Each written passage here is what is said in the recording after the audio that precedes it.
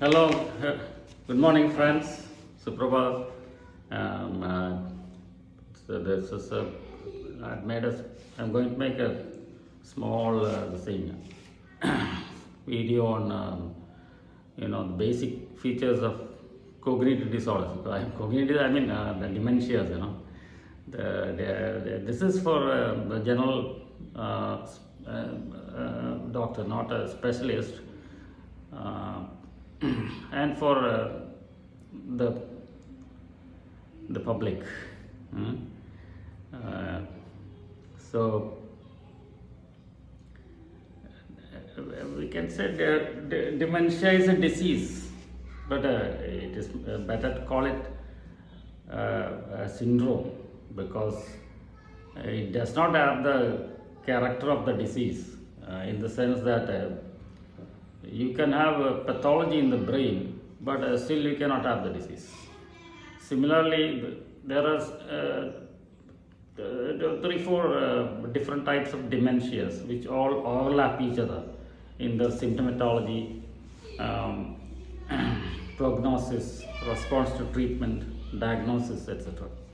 So it's better to call it a syndrome. So the first in the line is what's called Alzheimer's disease. Alzheimer's disease is supposed to be the prototypical, the most common, and it is supposed to be more prevalent than the other three, but it can be contested. Probably in developing societies like ours, the second most common, the vascular dementia, can, if it's not the first one, it can definitely compete with it for the first position. In the sense that we may see, not like in the West, a lot of this vascular dementias, because the vascular dementia is more severe. We come across more severe, severely demented patients, and also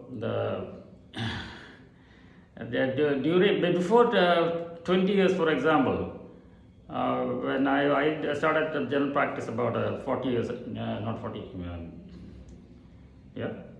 nearly 45 years ago, then there was no talk of dementia. Then suddenly, after towards 1990, like that, it became fashionable in our place. So I don't know how it became fashionable. Was it solidly based on an evidence or studies? No studies with whatever tools I'm not sure, because on my search in the net I come across just one article about this thing, Alzheimer's disease in Kerala, which has given a prevalence about 10 to 11%, starting from 60-65 years, then gradually increasing to 14-15%. But I think they have studied up to 80 years or so, and it's commendable job. A lot of a number of, I don't remember the exact number, but a considerable number. I think around maybe they have studied more than 3,000 patients. I think prospective study, and how many people develop dementia from a cohort. Cohort means the age group. From the age group. So that's about it. So Alzheimer's disease, but generally in textbook of geriatry and all that, Alzheimer's is described first, so I go into it first.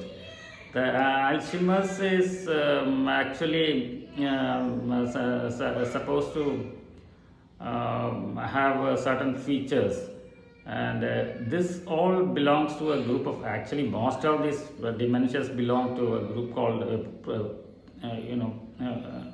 proteinosis.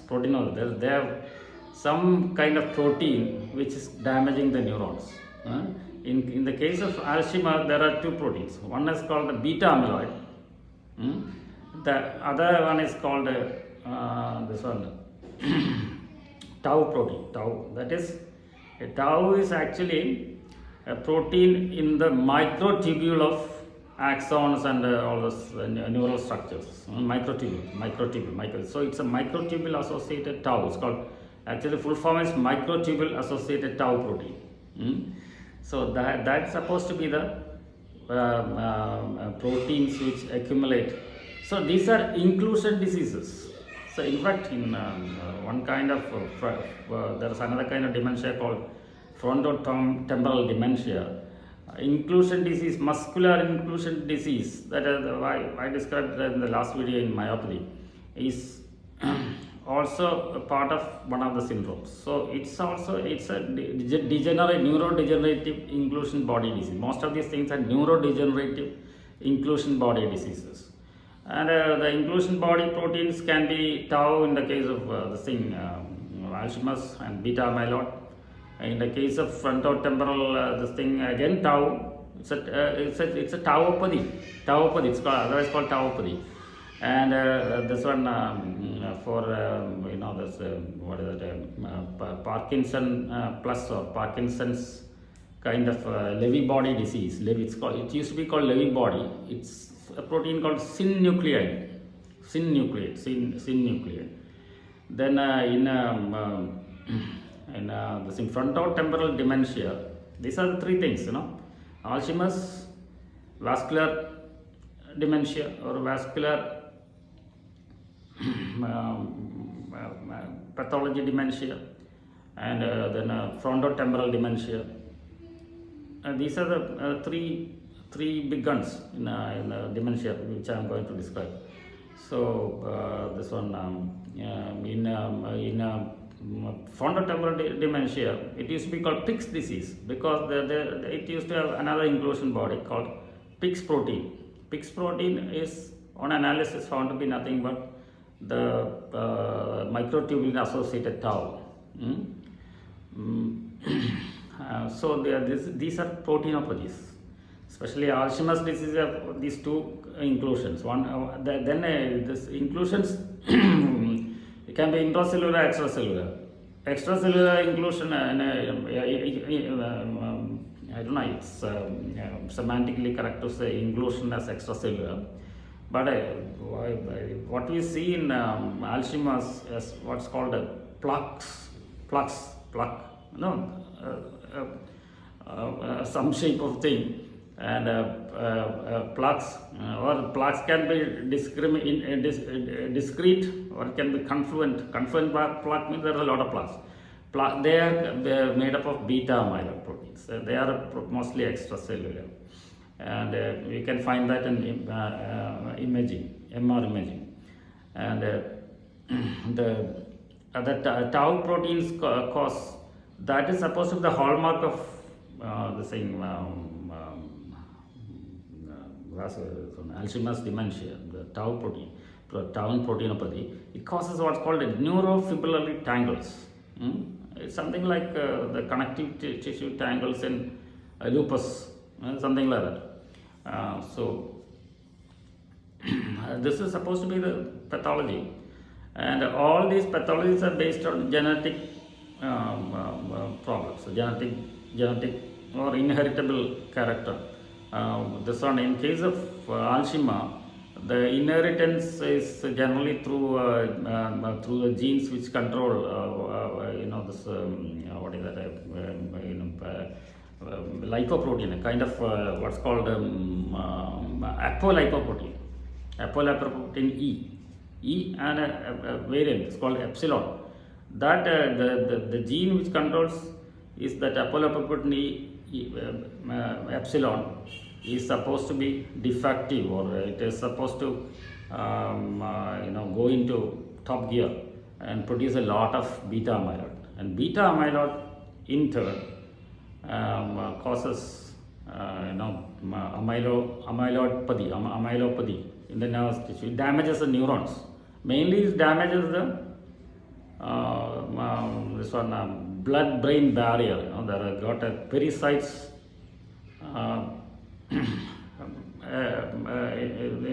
The pericytes as an interface between neurons and the vascular endothelium. So these are damaged by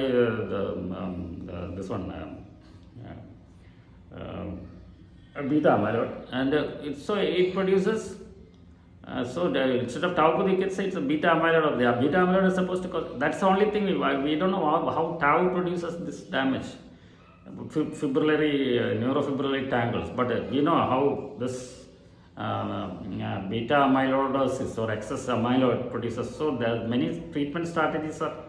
I mean, research. It's not come out. All the results are not come out. It's directed towards that how the beta amyloid damages the neurons or the blood-brain barrier. Then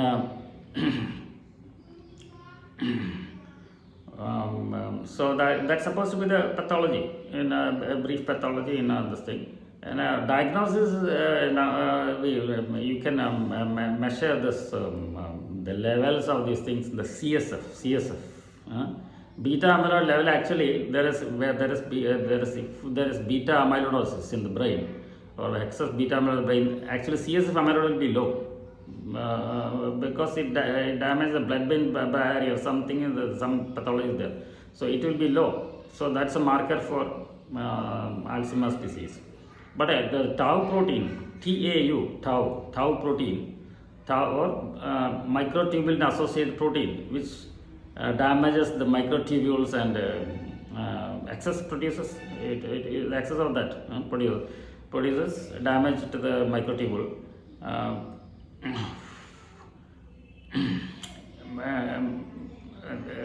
It is high in the CSF.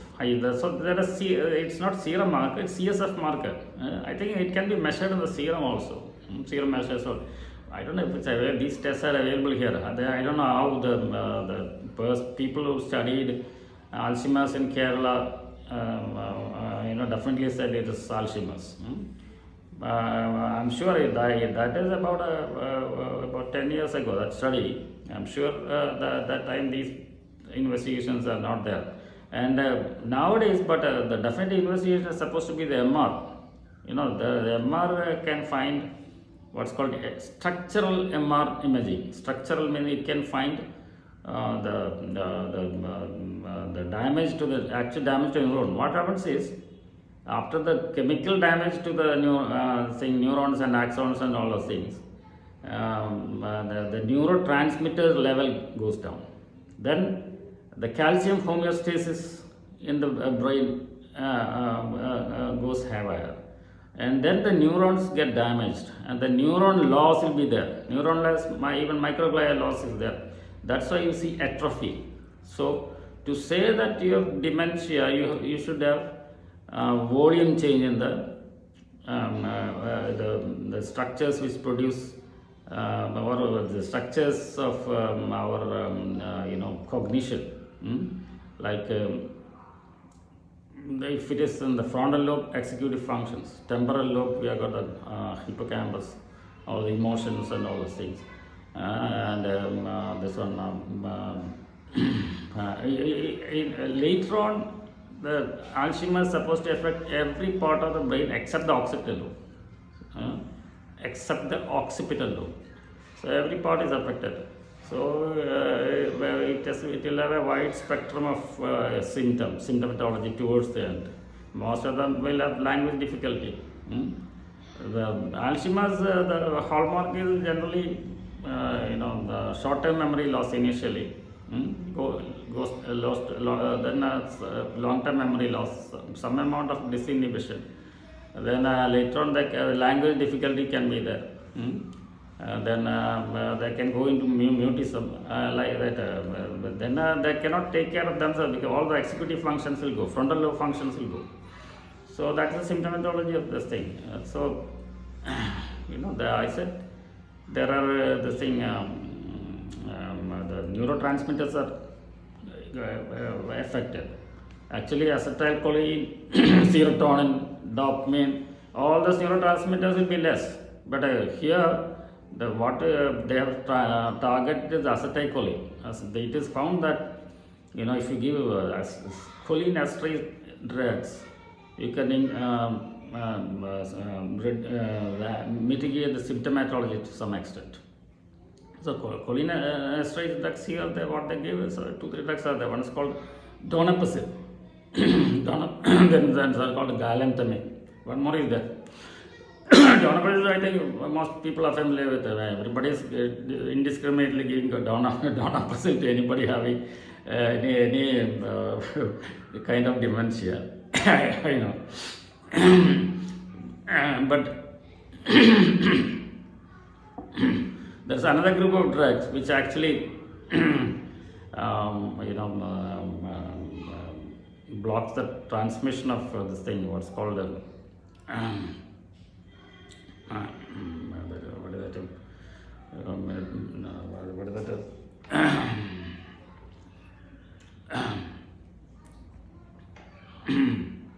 Glutamate. Glutamate, that's another transmitter. The glutamate transmitter. It's glutamate. The MDMA, that is a receptor for glutamate. It's a receptor block for MDMA. It's called memantine. Memantine. MEMENTINE. Memantine. So these are the two drugs. One donepezil plus memantine.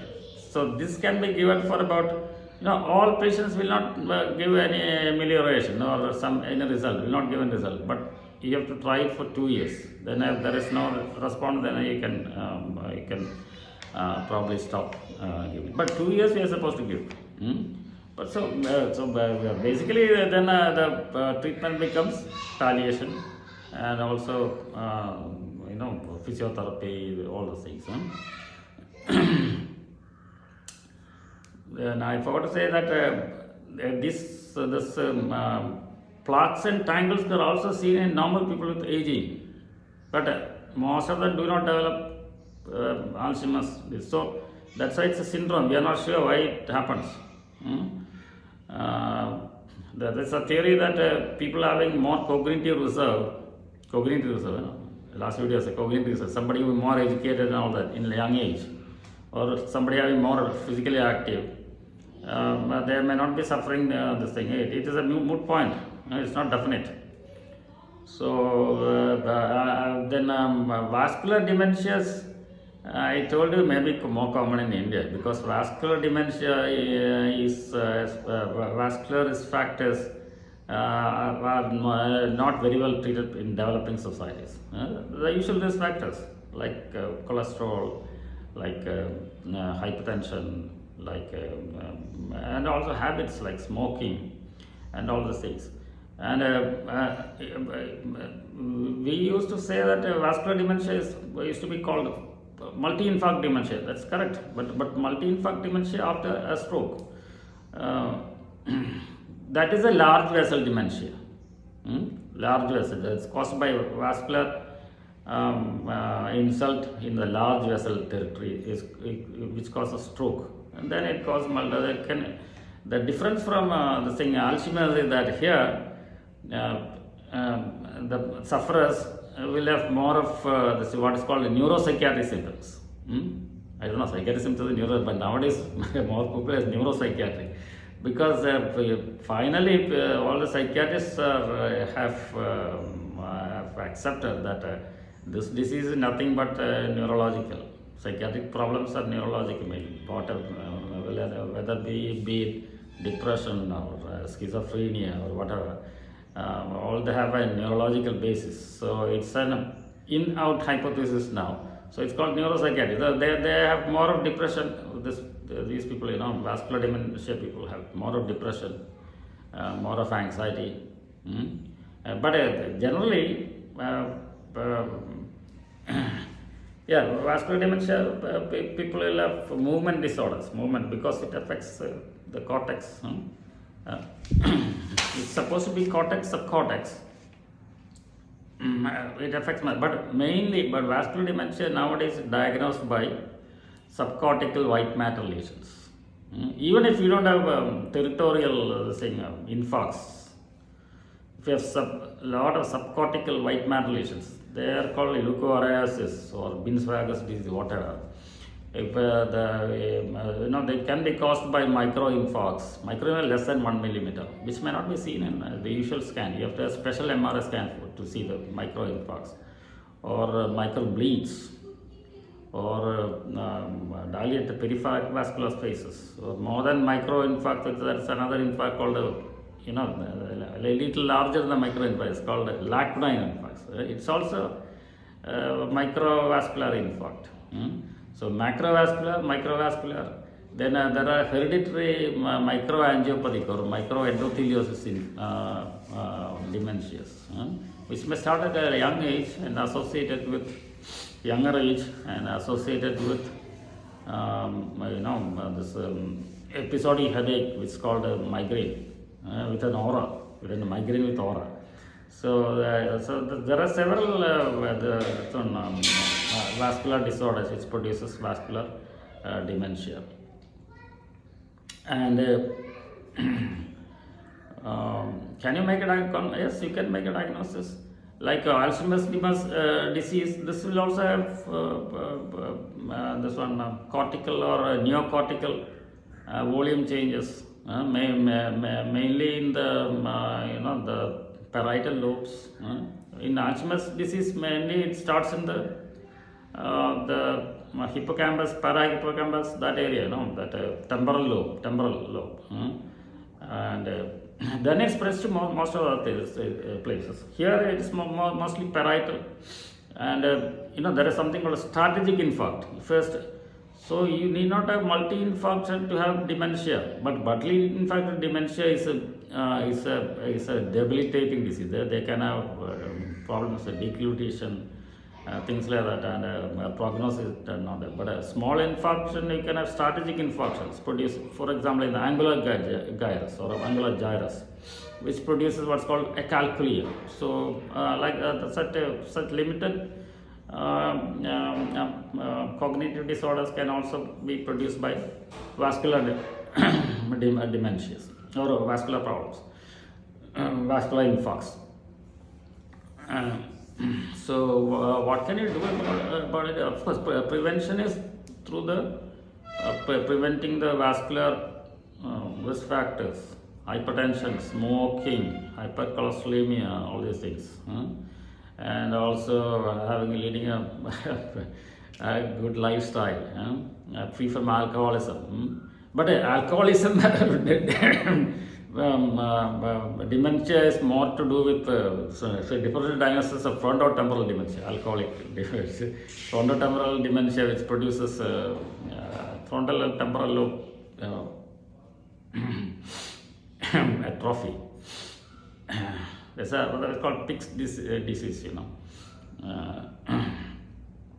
So making a diagnosis or dementias, I said syndrome, because all the dementias you have to separate from other diseases which can mimic it, like for example B complex deficiency, thiamine deficiency, or B12 deficiency, or the endocrine defects like thyroid. Then like normal pressure hydrocephalus. That's supposed to have the same dementia plus incontinence and difficulty walking, that kind of thing. And I said big three. There is a fourth one is there. In some places it's supposed to be the second most common. It's called the Parkinson plus, or sometimes called what is that? Parkinson. This one. What associated? Lewy body associated Parkinson. Lewy body is synuclein protein. Lewy body associated Parkinson's disease. But they have Parkinson's with all these problem with balance, problem with the autonomic neuropathy, and all that. I think in the autonomic syncope section I have mentioned, gone through that little bit. So that is or otherwise called Parkinson's plus. They have Parkinson plus dementia. That's also there. Actually, it is 4, but generally we say big 3. The big 3 is this one: Alzheimer's, vascular associated dementia, or vascular dementia. Yeah, called vascular VD also is vascular dementia, and also FTD or FTLD, sometimes called frontotemporal lobe deterioration or disease, frontotemporal lobe disease. And sometimes called FTD, frontotemporal dementia, sometimes called fixed disease, whatever your choice. So this one vascular dementia, the treatment wise, sometimes it responds to, but it responds less than to, like Alzheimer's dementia, but it sometimes responds to donepezil and memantine. Sometimes because there is a defect in neurotransmitter proteins also. Neurotransmitters also. Other than that, the usual stuff, palliation. And prognosis wise, Alzheimer's people are supposed to live more, especially multi-infarct dementia after many strokes. These people don't have a longevity as other dementias. Then frontotemporal dementias. Actually, it was discovered by a person called Pick. We learned it in medical college as Pick's, I think, Pick's disease. Pick's disease, and then we had all this prion diseases. That's not. It's not included in this thing. Even though prion disease also causes dementia, it's not included in the dementia. It's a protein disease, proteinosis. But the main proteinosis is three, four. So frontotemporal dementia, this thing, symptomatology or its phenotype is phenotypically it will be mainly what's called disinhibition and a language difficulty, because frontal lobe and disexecutive symptoms also. So this one disinhibition can be very embarrassing. They can have many adventurous features, and even sexual misconduct also. So that is that's more common in frontal temporal. In neuropsychiatry, you don't except schizophrenia, you don't lose your insight. So frontal temporal, the insight is lost at first. Then they also can have depression also. And the second thing is that they have a language difficulty. One is called semantic dementia. This frontotemporal semantic dementia. Semantic means they cannot associate with things with or words with things. And then another thing is what's called a non-fluent aphasia. So they will to overcome the defect, they will start persevering. They will make some neologisms and all that. So this it's called non-fluent aphasia. That's fluent aphasia is there in stroke victims and all that. Non-fluent aphasia, what happens is non-fluent aphasia, finally they become mute, and they have rapid deterioration in their so prognosis is not good for all these things, but a prognosis comparatively it's a rapid downhill course. And so that the several proteins associated with it, I said the microtubule associated tau is the main the protein which you can which you can actually measure in the blood. There is another called another thing is what is called a protein called ubiquitin. Ubiquitin is damaged in this. The ubiquitin or even this has a genetic basis. So kitination, actually ubiquitination of some brain structures will happen. There is another this thing protein called I think granule. What is it? Granule. Okay, so these are supposed to be new proteins which are discovered not during our student days, recently, like just before 2000. So granule, it's a ubiquitous, as its name says, it's a ubiquitous protein. It's seen everywhere. Even granule is seen everywhere. It is supposed to be necessary for the integrity of cells, all cells. And also immunity also very important for immunity. So granulin protein, the gene defect in the granulin protein synthesis happens. So again it accumulates, or it's like ubiquitation. This granulin also goes and damages the neural tissue. That's supposed to what happens. So it is not pig body alone. So granulin protein damage is there. This ubiquitin protein damage is also there. Frontotemporal thing. This is, I'm just telling people, just for interest. Some people would think. So what I want to say is that frontotemporal lobe dementia is not a single entity. There are so many things. Proteinosis. It's a kind of proteinosis. So it is again a syndrome.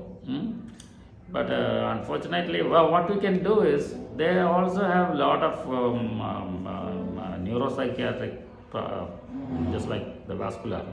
So you can actually give, especially depression. So you can give, selective serotonin reuptake, especially sertraline. Sertraline can be given to these people. So, but these other thing, cholinesterase inhibitors are not effective. So sertraline, that is SSRIs, can be given. Then sometimes neuroleptics is given to control the disinhibition. Neuroleptics like the new class of neuroleptics. Other neuroleptics can produce Parkinson's. So new class of neuroleptics, but that's supposed to increase mortality. So it's your choice whether you. But this is a mortal disease, so you can give. Suppose you have less side effect with the atypical this one neuropsychiatric drugs, the anti-schizophrenia drugs, neuroleptic drugs. So atypical neuroleptics. Then some people have, a lot of people who become violent. You can try anti-epileptic drugs. But that can cause sedation and all those problems. But in some cases, you can give. So this is the short, in short, or the cardinal features of this. Don't think these are the simple, or this is only this much. So ongoing research, lot of material there, and then of course this I didn't say anything about Parkin plus or this one this Lewy body. It is actually, it also affects cortex, subcortex, the basal ganglia and all those things, and I can have Parkinsonism with dementia and also features not able to stand and all those mobility problems. So that's also an important part of dementia in everywhere. And so Parkinsonism features with dementia is also well accepted as a dementing disorder. Thank you very much for the